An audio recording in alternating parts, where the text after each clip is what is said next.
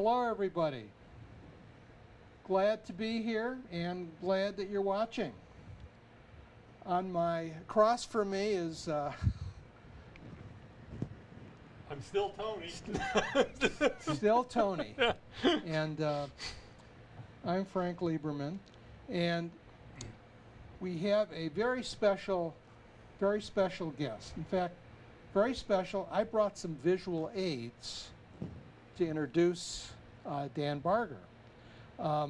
What I have here, first of all, is called the Mustang Classic. This is a fanny pack. And in fact, I also brought my book. It has nothing to do with age, because if it wasn't for this fanny pack, I wouldn't be here, nor would these two gentlemen be here. In fact, I used to blame Tony for getting me involved in this stuff, but really it's Dan. Now we can blame Dan, because back in 1997, Dan was the race manager and put on the Mustang Classic at Mount Hamilton in San Jose. I met Tony at that Mustang Classic.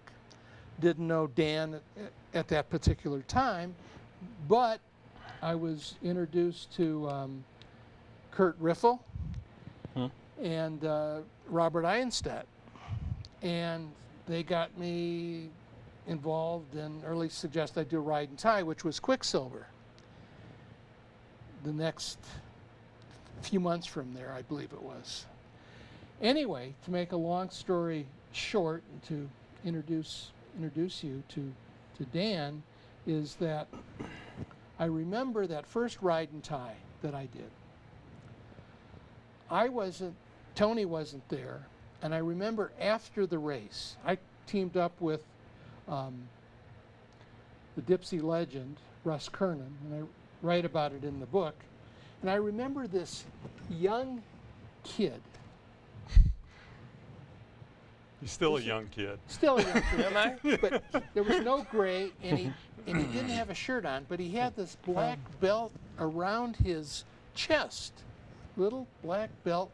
And I'm not sure if I knew that was a heart rate monitor or not. I mean, I certainly know about it now.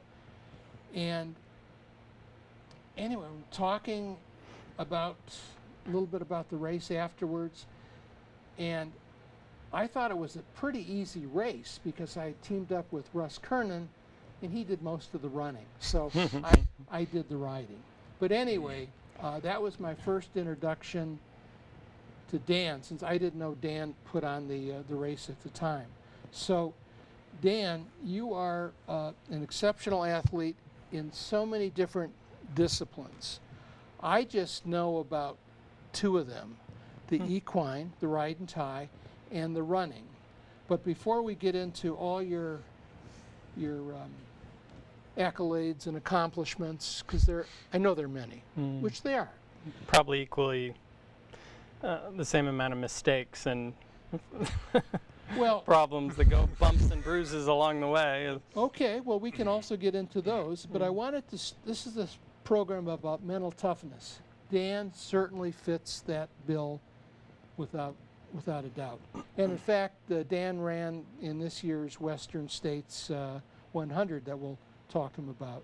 But anyway, I have a quote here from Henry Wadsworth Longfellow. I'd like you to respond to it, and if it applies to you, then tell us about it, Dan. Okay. Perseverance is a great element of success. If you only knock long enough and loud enough at the gate, you are sure to wake up somebody. I can repeat it if you like. No.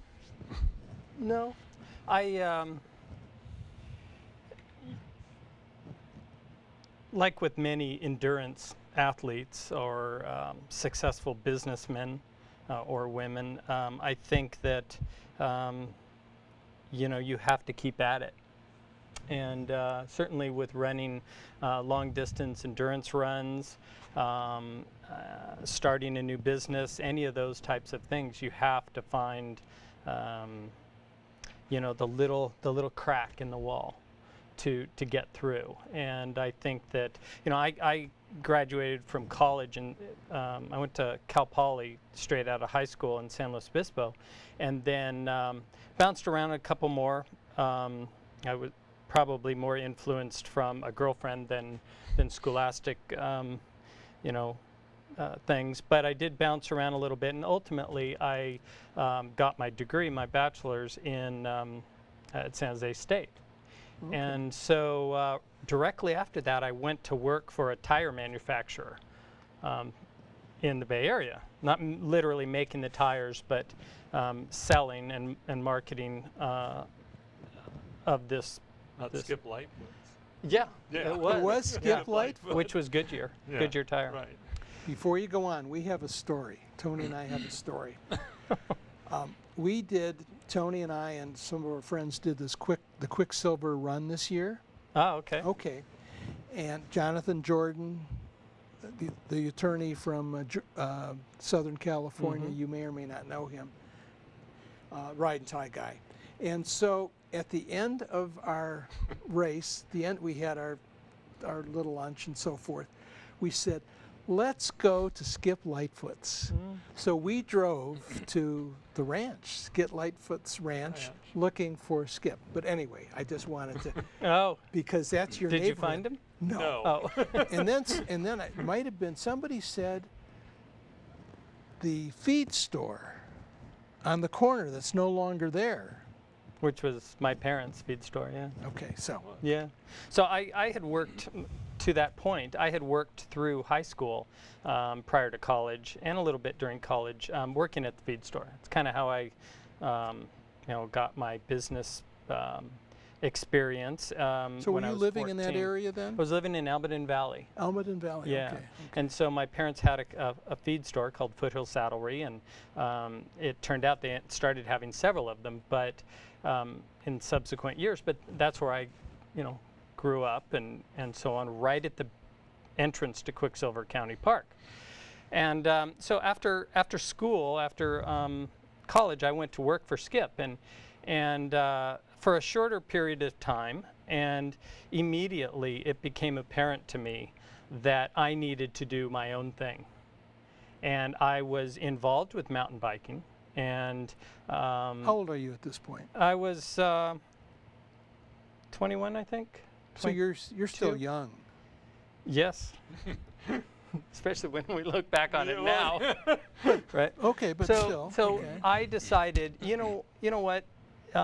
There's got to be a different way and to make a living, and I wasn't sure even after several years of college, and so I wasn't sure exactly what I wanted to do.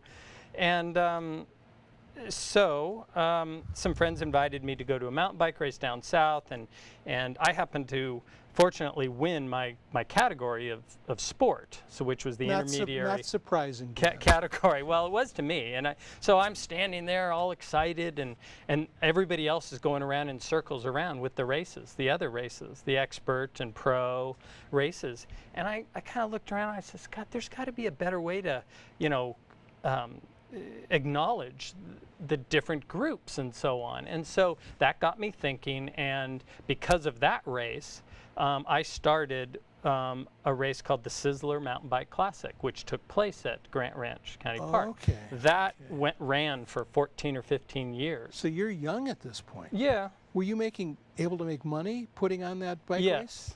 Really? Yeah. Okay. Yeah. So but it was hard work, you know. It was hard work. I didn't know a lot about, you know, the idiosyncrasies of the insurance and all these different things that as a participant you don't know about, but kept at it, kept pushing, kept making changes, and to that point of the perseverance, that opened the door for what turned out to be my business that I started in 1988, I think it was, called California Sports Marketing, and that morphed into approximately 14 years of mountain bike races, as many as 20 a year, mostly in California. But then it I stopped doing those, started doing the Mustang Classic. We were Okay, into... so let's go back. So really, you started out mountain biking. Yes. Would you consider that your strongest sport? No. No. No. I think I do well at longer distance trail running and mountain runs Okay. than any of them. Well, we'll get into that too, but so that's interesting. Starting out mountain bike, not Yeah. your strongest And- sport. But And yet- through high school, Were you running at that time? yeah, too? through high school I started running, and at age 15, when we moved to San Jose in Almaden Valley, I was encouraged from the local track coach at the time. He turned out to be the principal several years later. He helped extract me from the creek area. Let's tell us about the creek area. Well, the creek area was, you know, where kids go to, even high schoolers, to waste some time. Come on, Dan. Right. So they're over there, or I was in there, and one day, you know, he says, you know, why don't you come over here? And I thought, oh no, I'm trouble I'm again. in trouble now. Again. In trouble. And so he says, look, you've got a choice here. You know, we can go talk to the vice principal and see what we can do there, or you can show up suited up at the track today at 3. And I said, no strings? He goes, no strings. You're a sophomore, or junior, or Sophomore. sophomore? Okay. Yeah. So I showed up. I go, what do I got to do to get off this, out of trouble here? He says, all you have to do is run 4 times around that track, and you're done. I said, no strings attached. Nope. So tell the audience the distance. The track was a quarter mile, 440 yards, so 1 mile. So 1 mile. Yep. So I scampered off, running around the track and wheezing and coughing and whatever and whatnot. You weren't running up to this point? No. Okay. Just a little bit of scampering about, but Right. you know, with the horses, because I had started riding horses when I was very young. Okay. But this is all when the horses all started, about this age too. It's 15. We had the feed store and so on. Okay. So I ran around the track, and he goes, great. How fast? I think it was 6:30 was my Okay. first mile. Not 6:30 bad. for I'll just take it. not running. So he says, great, I'll see you on Monday. Okay. What's this? Monday? He says, this cross-country practice. Cross country. And so I started getting into and with a better crowd, you know, and at Leland High School, and that was the school in San Jose, I got into a group of just really phenomenal people, all kids with very supportive parents, and we were rambunctious, but not, you know, mean, and not, you know, we didn't break things. We just liked running. So How tall and how much did you weigh at that point, if you remember? probably very similar to what I am now. I was about 5'9", 5'10", and I was a little shorter maybe, but about the same, 145 pounds. Yeah. So Tony's jealous. are you? Well, I'd like to weigh less. Well, so that's how I got into running, basically, and started cross country, and that was a very positive thing for me. Well, tell us a little bit more about what the impact was.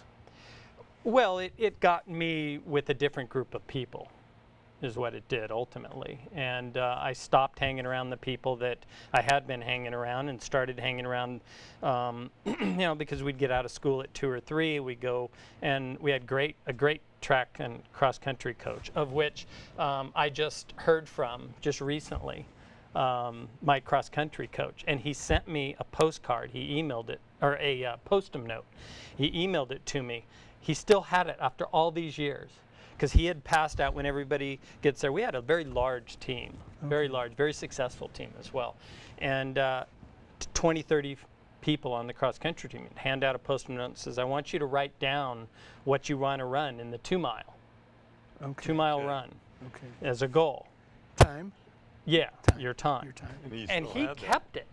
And he said, he goes, look what I found. And he sends it off to me. And I says, oh, wow. What was the time? Did you? I wanted to run a 950. 950. 950 from miles, that's 6:30 to for 1 mile. That was my goal in high school. And I came close after 3 more years of running. I was able to run a 4:32 mile and a 9:55 2 mile. But I liked the cross country better Then the mile.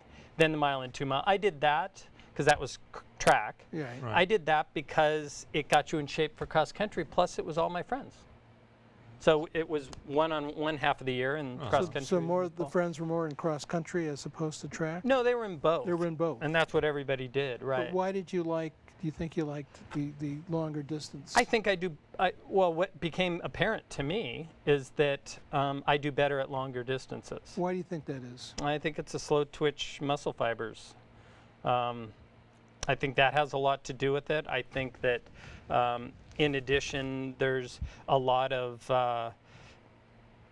mental toughness, if you will, that comes into it, that you can't always just go right off. Talk about mental toughness and your concept of what that is for you. Well, for me, it's difficult for me to articulate it. I will try to do so, Okay. but it's difficult because for me, it's just like hardwired in. I don't see any that it's abnormal or normal, or I just think that this is how it is. But what is wired in? So if there's a challenge, whether it's a business-related challenge, whether it's a competition, a physical challenge, I tend to take it.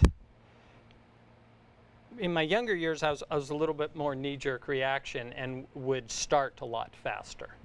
Now I think I don't start faster, partially because I'm a little smarter. I would like to think it's more that than the inability to start faster. I feel now at age 48, I'm going to be 48 in about a week, that I'm like a diesel motor.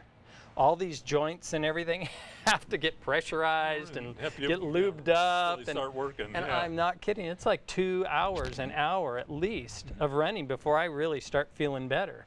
So Is this every run? almost. So it's Okay. difficult for me to go out for a 1 hour run. That is similar to what I go through, and I don't know about Frank, but I never feel good at the beginning At the of a beginning, run. right. Never do. Brutal. Until It's a lot of work. Yeah, until you're 2, 3, 4 miles in, and Yeah. you finally start. You need plenty of time to just pressurize the system like a motor. When did you realize that? Well, I realized that probably in the last 6 years or so, Okay, 5 years, okay. mid-40s. In mid-40s, Yeah. okay. So back in the day, I think that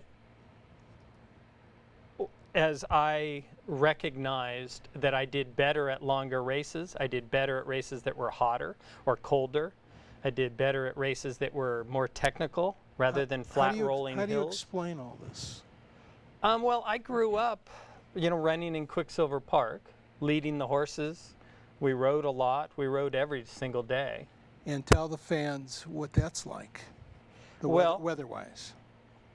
Weather and the Because trail. of the heat and trail. Quicksilver, Oh, 'cause right. it's hot there. Yeah, it is. It is. It's the South San Jose area. It's completely different than the North Bay. There's a lot of microclimates, so you can just pick, how warm or cool you like it and live there.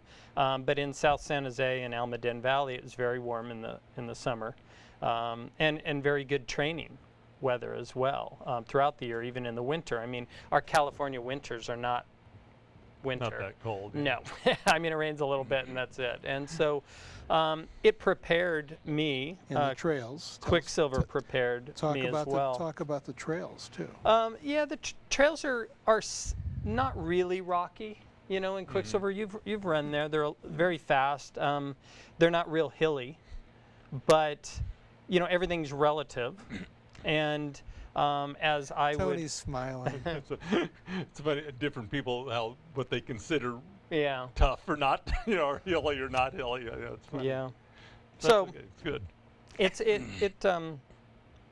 But it in the same breath, I think of Western States as a downhill, fairly fast race, which is the Western States 100, which took place a couple of weeks ago.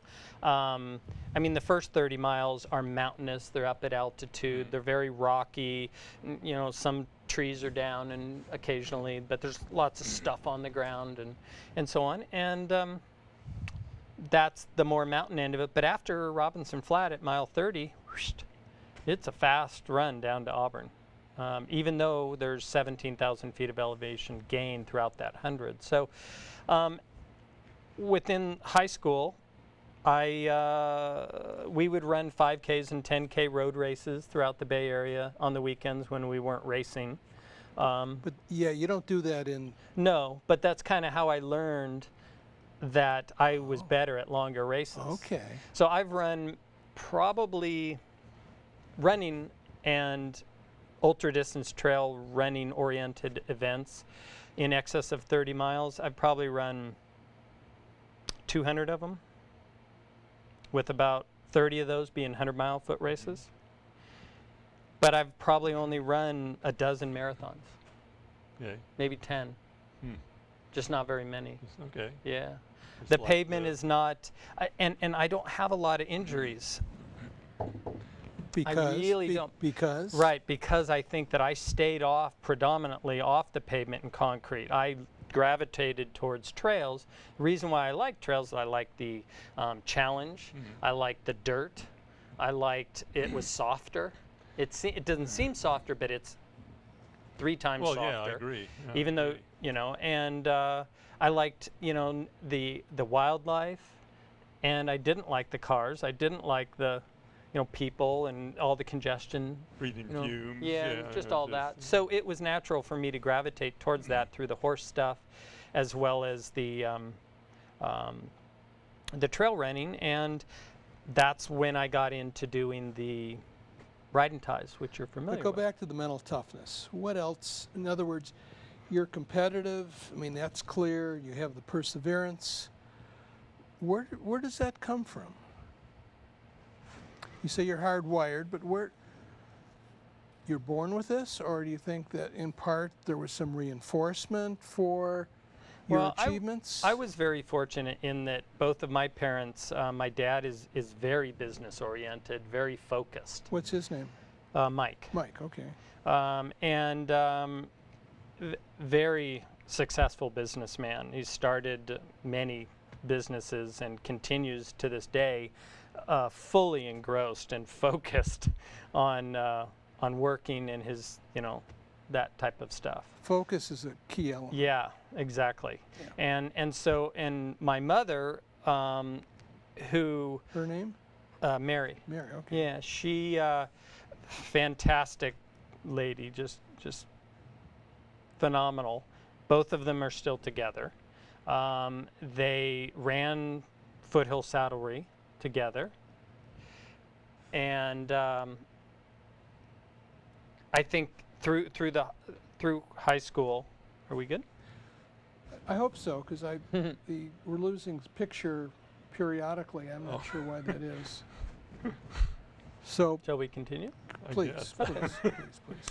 So through high school, they ran the business together, so they spent a lot of time, and I also worked there, so I got a lot of my influences from business-oriented things, as well as how to deal with people, and they put me through a Dale Carnegie courses on speaking, and those types of things prior to college, and I think from an athletic standpoint, my mother rode. She rode Tevis before. She did. We had horses. Okay.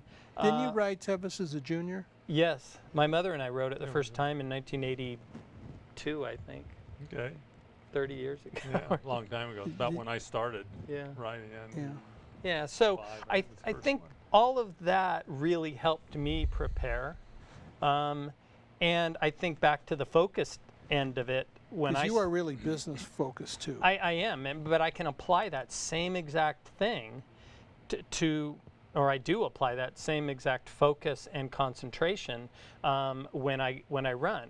I don't need other people to train. I do 95% of my training by myself, and I run probably 100 miles to 120 a week. Okay. At this time when I'm in full training flight for a race. So I think that's where a lot of it came to. It's very balanced. I think the track and cross country infrastructure that was available to me was very positive, and I think all of those things spit out me. Okay, well. Like okay. through the machine, yeah. right? Fortunately, I got a little bit of my dad, and I got a little bit of my mom, and I have a little bit of just individuality. You. Okay, Yeah. okay.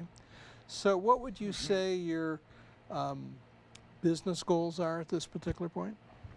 Well, I ran California Sports Marketing for 28 years.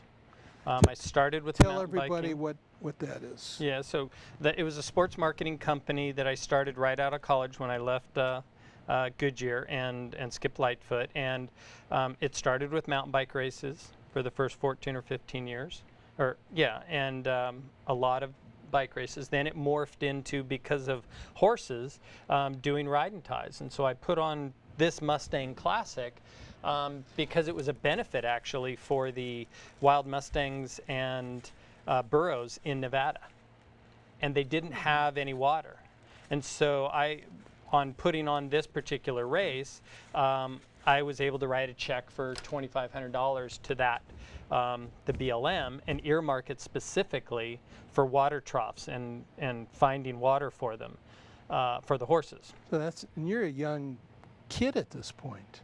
Yeah, I was 21 or 2. Or So that's neat to be able to give. Yeah, give back. At Give a at little that bit. age. Yeah.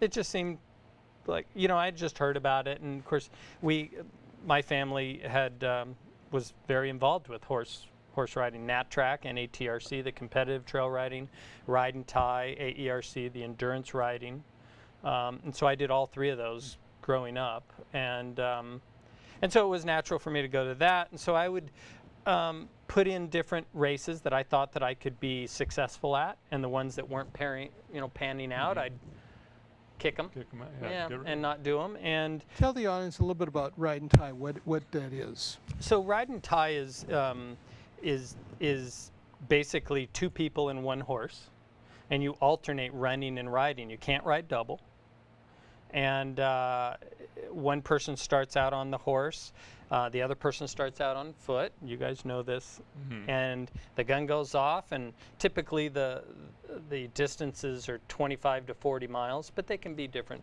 distances. We've done as long as 100 miles at Swanton, 100, and or there's some beginner ones at 10 miles, and obviously the horse is moving a little faster or a lot faster depending than the runner, and so there's a predetermined time or place. Some people run off of a clock. I'll ride at a trot for so many minutes. 3 minutes, and tie the horse to a tree and take off running or walking. And the person behind then sees their horse, gets on their horse, catches the runner. They can give the horse to the runner at that time or continue past in a kind of a leapfrog or rubber band type format. So it's very, very strategic, as you know. Better runners are better at hills or downhills. Some guys can't run hills at all, so guy that does Gets to run the hills. might run all the hills. And of course there's veterinary checkpoints, safety checkpoints along the way that keep the horses in check, but it also provides a huge strategy for the team on how the horse has to come down to a certain pulse and respiration criteria and be sound in order to continue. But if you ride your horse in too fast, obviously the horse is going to get hung up and not their respiration and pulse won't come down as quickly. So that's important. And then of course the runner's still going out in front of the horse, and sometimes it takes a little while to catch back up, especially if you have a really good runner. Yeah. Your partner, one of your partners, Tom Kristoff, was here last week, and Tom talked about the winning the best time ever for for the Swanton Pacific 100. And then he laughed and said, yeah, probably Dan did about 65 miles of the running, and maybe I did 35, so. That was a good time. It was a beautiful, beautiful race, and in a gorgeous area. And of course, riding Thai for 100 miles is a little bit slower pace, but all of the same challenges, if not more, come into play. So, tell everybody about the challenges that come into play at that Swanton, because that's really the only 100-miler, and we no longer have that. yeah, I think it's only been run a couple of years. And you know, it has the same amount of challenges as, it's kind of a amalgamation of the Western States Endurance Run, the Tevis Cup Endurance Ride, and the World Riding Tide Championships. So you can imagine there's sleep deprivation, and you have to fuel you have to fuel your partner, you have to keep both of you got to keep your eye on the horse. Because the horse still has to do 100 miles. The horse has to do 100, and if either one of the three of you don't make it, you're done. You're done. Yeah, you got to pull out. Yeah, I did the last Swanton Pacific 100, and then that was it. Wow. They stopped it, so I agree. It's a shame. So I need to know, what's with the quad dipsy that you like so much? You've done it a lot. I've done it 10 times, yeah. It was just, it always came at a great time. It was Thanksgiving weekend. And, you know, it was a trail run, very hilly, 9,200 feet of elevation gain and 92 loss, and very technical. Lots of steps. Lots of steps, lots of roots and rocks, very hilly. It came at a great time of the year, really. And so even if I was away at college or something, I would still be back, so I'd do it again. I really didn't do it that many times over the years. I've been running ultras since I was 15, I think, is when I ran my first one. So that's 81. It's like 32 years. Which ultra did you do at 15? The first one was the Skyline 50K. Okay. At Lake Chabot. I think I did it in 81 or 82. That's young to run. Yeah. It was a very warm day. It was 100 degrees, 108. That was my first 50K. Lake Chabot. Lake Chabot, yeah. He wasn't 15. I wasn't 15. I was a little bit older. But Tony asked about the quad dipsy, because I told Tony, I said, Tony, that's a tough race. Yeah. Even though it's less than 50K, but it's still a. Well, it's just up and down those stairs. I mean. It's extremely hilly. It is 28.4, but it's hard on your body. Up and down, yeah. Good training, though. Very good, yeah. Yeah. It's hard to go under 4 hours at that race. Very difficult. You got to really. Whew. And you can't be in 100-mile shape and run something like that. You have to be in 50K shape. You know, and there's a huge difference between guys that do really well. In fact, Andy Jones and I were running a recent 50-miler at Lake Sonoma in April, and we were joking about the diesel engines and having to get warmed up and all of that. But one of the topics came up is, well, who's ahead of us, and are they 100-mile specialists? And you know, really, that's true. There's guys that just specialize in 100-mile races, guys that just specialize in 50s, and guys and gals that just specialize in 50Ks, and there's a big difference in between. Tell us about the differences. Well, 50K is a trail run at 50K will take a guy or a gal 4.5 hours, let's say. At what age? At any age, really. But this is for Tony. I'm just playing with. He's giving me a hard time. Oh, okay. Giving him a hard time. At any age, I mean, but generally speaking, the guys will, you know, on a hilly 50K trail run, the guys will come in 4 hours, and the gals will be shortly after that, and depends on who shows up. But it's, you know, you got to hoof it to make a 5,000 foot of climbing throughout 50K, 31 miles, and make it under 4 hours. You got to really move. But especially lately, guys like me are in the 410 range to 420 range. This is hilly. And so that's because I think, you know, you're just not, you're older, you just don't have that edge really to go that fast, intensity for that long. However, there's an upside to this, because as you graduate from 50K to 50 miles, that extra 19 miles is a huge amount. And people have a hard time with it, especially people that are coming from the 50K range up to the 50-mile range. So they tend to go off really fast, get through their 50K, and then all of a sudden it's a struggle for that 19. So I do a little better at the 50-mile trail runs. But is that your specialty? No, I think I do better at the 100-milers, especially now. I've run Western States, since we had talked about it and we're local. I've run Western States 7 times. I ran it the first time in 1986, I think it was, when I was I think 20 or 19, something around that range. I had paced it. One of my riding type partners. Who is that? George Hall. Oh, George. Okay. Yeah, I had paced it in 1980 and 81. But I wasn't 18, so I couldn't even run it even if I wanted to. But I could run that last 38 with him. So I've run it 7 times, and the first time was back in 86. But strangely, in 2010, just 3 years ago, I had my fastest time. I was 10th overall, and I ran 17 hours and 36 minutes. How'd you do it? Which was a 2-hour and 15-minute PR over my fastest time years earlier. So how did and what do you attribute that to? Well, I was 46 at the time, so I don't know. This is no, really. You know, our really, yeah, really. What was it? I'd like to know so I could duplicate. Do it again. Because I've been trying. I mean, you have no idea? Well, I have an idea, but I mean, it's just not like, you know, a pill in a bottle. You wish it could be, and I think a lot of people do. They think, oh, they can just boop, and there's some magic pill. But I think the reality is that, you know, to have everything come together. You have to have really good training that 6 weeks. You have to have a really good base, and you have to lead into that race, if that's your focal point, for 6 weeks. Very, you know, you have to make it a priority. You can't just fall into it. And you can't get sick. You can't twist your ankle.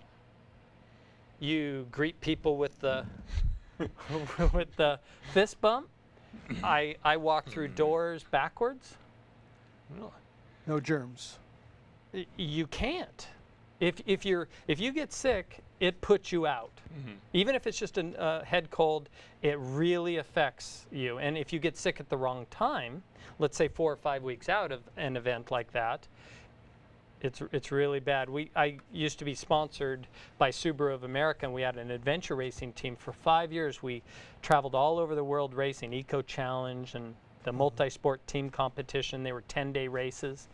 And I was the team captain and navigator, and I'll tell you, I wouldn't let people have ice cubes when we were traveling prior to the start line. I wouldn't let people have lettuce.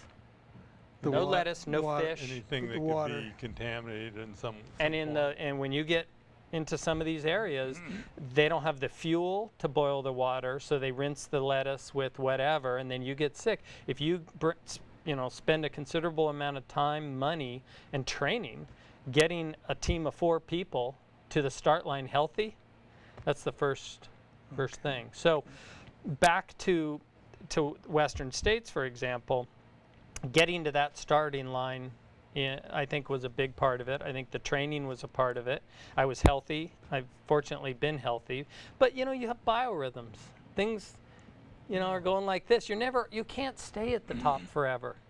Look at Jeff Rose. Look, you know, some of these phenomenal 100-mile runners have had just amazing times and runs.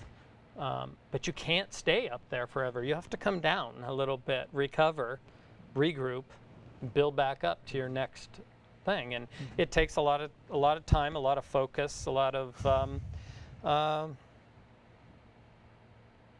you know, like you said, tenacity to keep coming back. And you got to like a little bit of pain, because running 100 mile, we were talking about the difference between 50K, 50 mile, and 100. Running a 50 miler is fine. It's over in 6, 8, 9 hours, whatever. 100 miler's never going to be over in 6, 8, or 9 hours. So the pain threshold, you know, you've heard guys like Bill Finkbeiner back in the day, you know, saying, oh, you know, he'd get interviewed by ABC Sports or Steve Washoe or some of these guys. They would say, you know, I'm just trying to be comfortable to about mile 75. And then we see what happens. And that's totally true. It doesn't matter whether you're at the front, the middle, or the back of the group. Right. It's still a concerted effort to run that last 25 miles. Well, we don't train. You don't go for 100-mile training runs. Right. Yeah, if you're running a marathon or a 10, if you specialize in the 5,000 or 10,000 meters, you run that all the time. You run that all the time, yeah.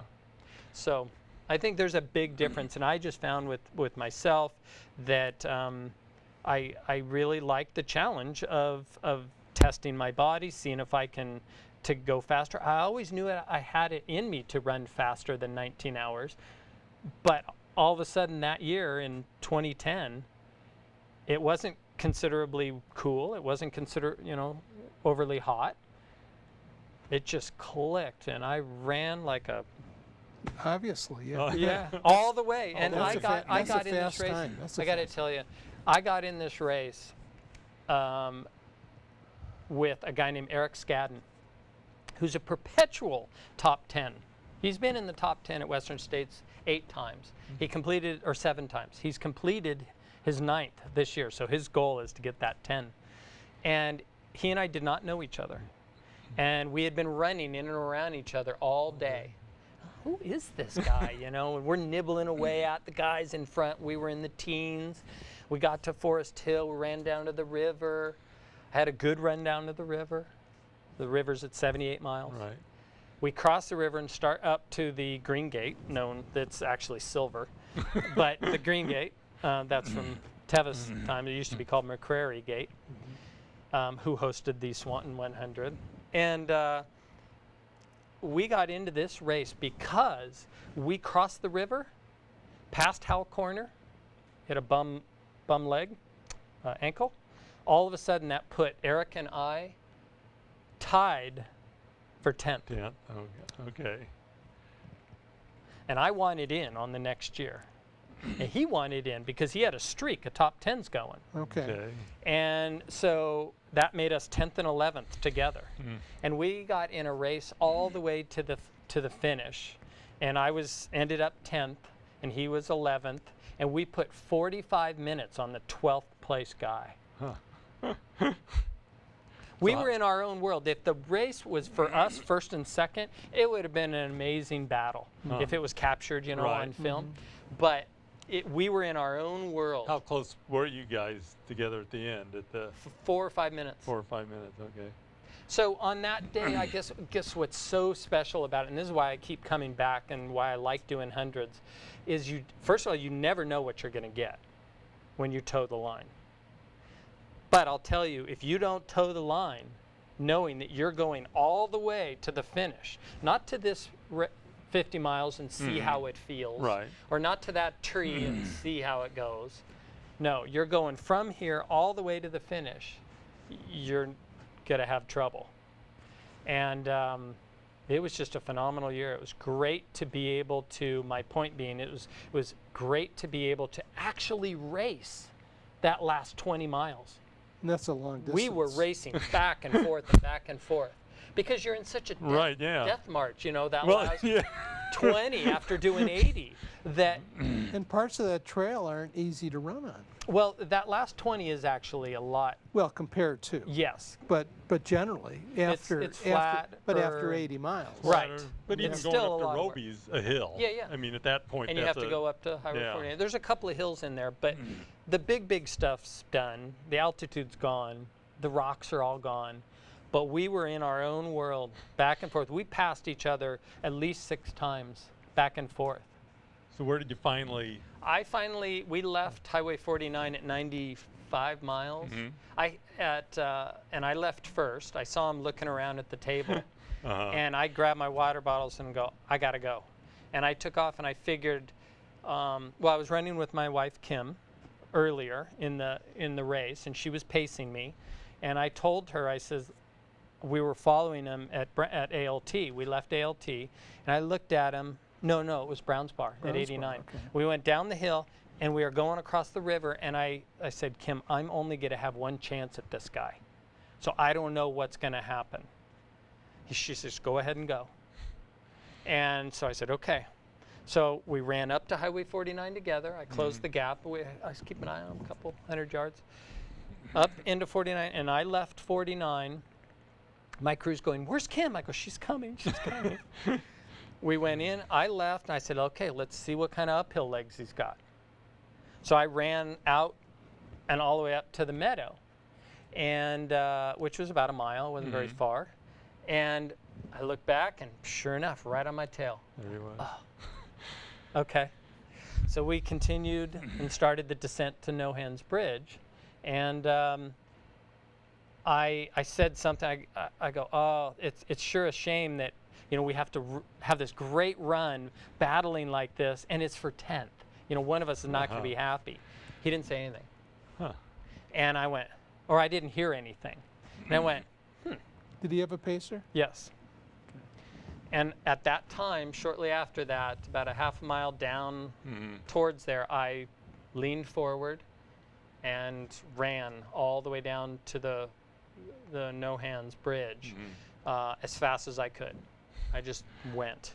And I didn't even look back, and I rounded the corner, and I ran across the bridge, and I went up that short rise on the other side, turned off my light, spun around to see where he was, Right. and sure enough, here he comes. Okay. 2 lights coming down into the aid station.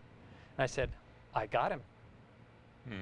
That's 4 minutes, because I knew that was about 3 or 4 minutes. Yeah. Great. So you kept that. So I worked it on into the finish, but that's how that race went. And I don't know. It was on that day. It was fun. great. Is that the highlight? Yeah. It's not the hardest race I've ever done, which would be Echo Challenge Fiji in 2002, but it was a highlight of my running. Yeah, really special to be able to actually, race someone into the race. That's a neat story. That's a neat story. And then he came up to me afterwards at the awards and goes, this is interesting, we kind of have a little bit of a talk, and I didn't know how to take our conversation. And then about 6 months later, he called me and says, hey, who do you run with up here? I go, nobody. I just, generally run by myself and train by myself. And he said, I'd really like to have us get together and run through the hills. I'm doing this. He told me his goals. I shared mine with him. And for this year, we got together over the winter and spring 6 times, go up to Michigan and Bluff, run through the canyons together. And he's either chasing me or I'm chasing him. And it's a really good symbiotic relationship. And you became good friends. Yeah. Yeah. Super. Well, then tell us about the Echo Challenge Fiji, then, if that was the most toughest of my life, of your life. Thus far. Tell us about that, and also how you got into doing this stuff. Well, I started doing it because I, like many other people, saw Echo Challenge on TV. Mark Burnett started the one in Maine in 1995, in Utah. He put on 2 that year. And so it captivated me. What aspect of it? Well, just that it was in a faraway place, and there was no trails. You had this group of 4 people co-ed that you had to get to the start line, finish line. If not, you're done. It involved everything that I loved. I was an avid mountain biker. I was a trail runner. I rode horses since I was, 10 years old. I had a lot of mountaineering and rock climbing experience in Yosemite through high school. Yeah, I've been up El Cap 13 times, I think. Really? Wow. Climbed the nose in 19 hours one year, under 24. And so all of those things, a lot of mountaineering and ice climbing and different things, all of those things were all in Echo Challenge, or could potentially be one of the disciplines. So in 1998, having not done an Echo Challenge, but still interested in it and had done smaller ones, I put on one because I had the sports marketing stuff, and that's when the mountain bike races started gravitating towards the multi-sport team competitions, the adventure races in 1998. I put on the first one, and Where was that? that was the Cal Eco Adventure Race, which was a 3-day run in Henry Coe and Okay. San Luis Reservoir down there in the South Bay. Okay. And so that went really well, and I continued to expand them, started a series, and started a magazine called Adventure World, which was patterned after ultra running, Okay. and started all of these things, and then the focus was less, if not non-existent, on the mountain biking and only on multi-sport. So then in 2002, I was able to procure a sponsorship with Subaru of America for a full-time sponsorship for our team, and we started racing. We did eco challenges. We went to Switzerland and raced in the World Championships. Went to Sweden, all over the world. Who were your teammates? Well, I ran predominantly with a guy named Dan Rathbun, who was out of Lotus, Paloma, I should say. I went for many years with a guy named Roy Malone, who's out of El Dorado Hills. I was living in the Bay Area. Okay. And I raced with a female. The female was an interesting component because you had to have one on all of that was the premier division. You had to have one, and not that they're a detriment or an advantage. It was just part of the rules. Part of the rules, okay. And in many cases, the gals were stronger than the guys, and towing some of the guys at different points. But in any event, we used a gal named Heather Christensen, and primarily, and that was the team that went to Echo Challenge Fiji in 2002, which was Mark Burnett's last Eco Challenge before he stopped doing them and concentrated on his TV production of Survivor and all the Apprentice and all of those. So yeah, tough race. It took us, there was 81 teams,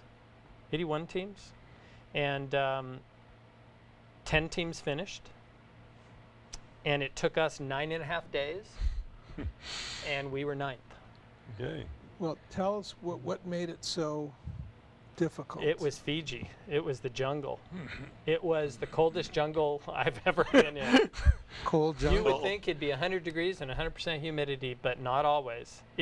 We were cold a lot of the time.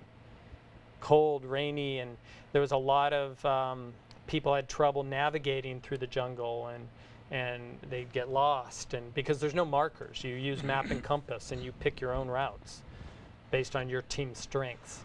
And then we'd go for like 3 days, and we'd be going, oh, we're doing well, we're still going. Yeah. And then all of a sudden we'd roll into this transition area, and boom, they'd set down a stack of maps and go, this is the next part of your journey. So they only gave us part of the race. Okay, right. So and we didn't get that till about 15 minutes before we started the race. Okay. And so my buddy and I would get into it and go, okay, this is our checkpoints we got to hit, and this is how I think we should get there. We're going to, run to this spot. We're going to hike over here. We're going to rappel off this. We're going to raft down this river, and then we're going to mountain bike 24 hours over to here. And so we did that, and we rolled in there about 7 days, and figuring, oh, it's got to be just around the corner. It's got to be. It can't. How can you have a top 10 team out for 7 days? It's got to be like 8 days long. Boom! Another Another stack of maps, and I'm just like, tears are rolling down my face. And I looked at our crew person, and I just went, I don't know. It was such an emotional thing. It was amazing. So you weren't sure? So we didn't know if we could make it. Didn't know she could make it. None of us did. And Yeah. so we did the same thing. We laid it all out and said, okay, guys, it's not going to be just around the corner. It's going to be a couple more days, which was I had to be careful how I presented that to them because it laid out in front of me because I was the navigator and I could see it. You could tell. Yeah, I knew how long it was going to take. So how did you convey it to them? So I just sat everybody down. I gave them the sandwich, right? You've heard of the sandwich. Sandwich is positive, negative, positive. This is the I love you sandwich, right? You set them down, you go, we've been doing great. We are in, 11th place. 7 days, guys. We're all still healthy. We're no one sick. We're doing good. We have a bit of a challenge here. This is our course. We've got what I estimate 2 days to go. And we're going to have to hustle because if we don't, we're going to miss the cutoff. We'll have done 9.5 days. And then not 10 days is the maximum time frame. Oh, okay. And so we got to buckle down. That's the bad news. But I think we can do it. We all hugged, said, okay, let's get it together. We got our last bits of food, got in our kayaks, and started an ocean kayak of about 8 hours to an island. Okay. So we ended up 9th. It was 9.5 days, and just the raw everything, raw nerves, raw emotion. You were broke down, but we were all still going. I don't know how, but it was. And the bonding experience? Yeah, it was, I guess some teams have a real close, that brings them closer. For us, it didn't take us apart. It didn't bring us closer. It was just kind of a very satisfying feeling to have gotten together and been one of the very few to complete the last Echo Challenge that was ever done. That was the last one? Yeah. You'll never forget that one? No, I won't. Yeah. Okay. Well, I want to thank you, Dan, for coming and sharing some of your stories. There are many more that we didn't even touch on that I'm aware of. We'd like to have you back at some point to continue. Part B? Well, yeah, Part B, and I hope that the taping went well today because at times I would see us and then at times I wouldn't see us. So I just hope that works out. But thank you all for coming, and especially Dan, and hearing some of Dan's excitement. I learned a lot today about the running. I thought you were very helpful in terms of explaining some things today. I don't know if Tony did, but I found it easy. Well, I found a learning because Tony's thinking about doing a 50K. I haven't done one in 10 years or 12 years. Which one are you thinking about? Actually, Deception Pass up in the Pacific Northwest because I like it up there. It's in December, be a little cold, but Cascades are phenomenal. It should be pretty. Just beautiful area. Good. Well, if I can help in any way, let me know. I thought you might have learned something today from Dan. I always learn something. I haven't processed it. I can't process it that quick. But okay, because I was listening carefully and I'm thinking about you because this is going to be a good challenge. I mean, for you. I tend to have the same, warming up sounds familiar, not feeling good for the first, because I never really feel good at the start of. In fact, I'll start a run. I said, am I even going to make it? Yeah. Sometimes I feel so bad, but then it just slowly. Not lately. Well, and I think the aches and pains come and go. Yeah, they do. But I think I always remember that, years ago, things come and go. But being healthy, that is. I think for me, I don't have any knee or leg problems or problems that way, and I really think it was being on trails rather than pavement and concrete. Are you still doing cross training at all, like the bike? I'm not. I'm focusing on the ultra running. Okay. Yeah, I've got a 50-miler this weekend that I'm doing, and then in about 3 or 4 weeks at the end of August. We're going to go to UTMB, which is a 105-mile race that starts in Chamonix, France. Very hilly, very, very hilly, very technical run. And it runs from France to Italy to Switzerland. Oh, nice. All through all of those countries. In this enormous, big circumnavigation of the mountain. In the Alps up there? Yeah. Southern Alps. Southern Alps. Okay, that'd be pretty. Yeah, so that's at the end of August. That's the next one.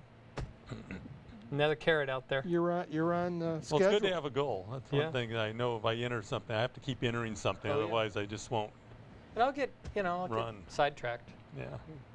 There's always something else to do, Are we still on the air? Are we still on the air?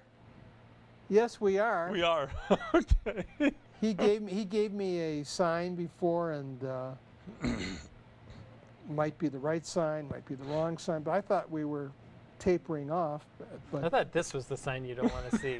we didn't get that one. Oh, good. So you've been really all over the world doing Yeah, I've been to like fun 30 stuff. countries. 30 countries. Oh, I Jeez. just got this. So Now I we guess, got it. are we Now we're done done.